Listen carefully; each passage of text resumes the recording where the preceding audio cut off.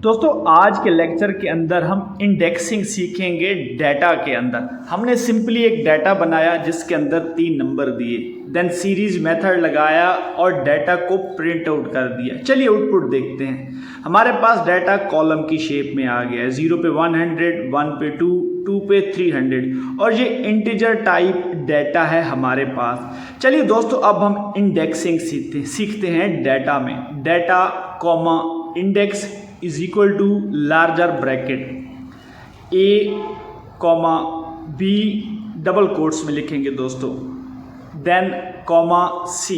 दोस्तों पहले हमारे पास इंडेक्स 0, 1 और 2 की फॉर्म में थी जब हम आउटपुट में गए थे। अब हमारे पास इंडेक्सिंग ए बी एंड सी की फॉर्म में होगी। चलिए दोस्तों आउटपुट की जानिब बढ़ते हैं।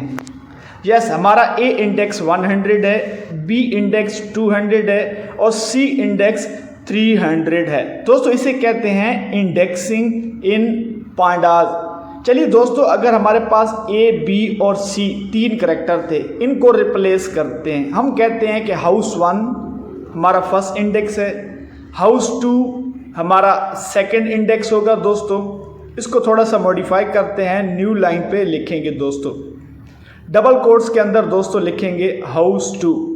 दोस्तों इसको हम कहते हैं इंडेक्सिंग इन डाटा और हमारा तीसरा इंडेक्स होगा हाउस 3। चलिए दोस्तों आउटपुट की जाने बढ़ते हैं और देखते हैं क्या हमारा इंडेक्सिंग सक्सेसफुल रहा है।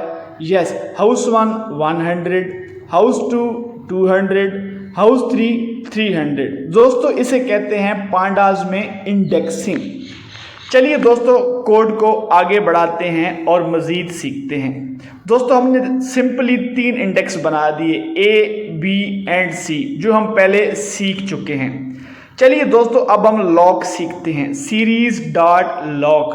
और लॉग के अंदर हम सिंपल दोस्तों इंडेक्स की मदद से डाटा को एक्सेस कर सकते हैं, यानी हमारे ए इंडेक्स पे कौन सा डाटा मौजूद होगा। Let's see the result. दोस्तों ए पे हमारे पास 100 है, इसी तरह हम बी इंडेक्स की वैल्यू भी फाइंड कर सकते हैं। दोस्तों समराइज में करूंगा अपनी बात को, लॉग के जरिए हम इंडेक्सिंग की वैल्यू फाइंड कर सकते हैं। हमारे पास बी इंडेक्स पे 200 है, दोस्तों आप सी इंडेक्स पे भी वैल्यू फाइंड कर सकते हैं।